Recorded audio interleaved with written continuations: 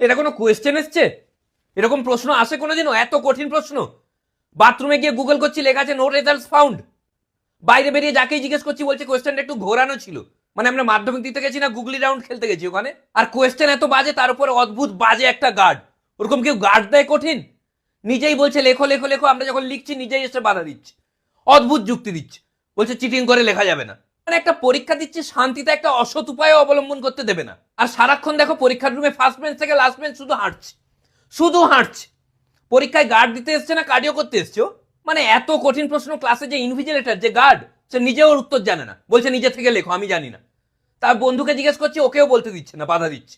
নিজেও বলছে না, লোককেও বলতে দিচ্ছে না। আলাদাই হিংসে, হিংসুটে গার্ড কোথাকার। আর ওগুলো এমসিকিউ, এমন এমসিকিউ দিয়েছে যেন কেবিসির 7 কোটি টাকার কোয়েশ্চেন।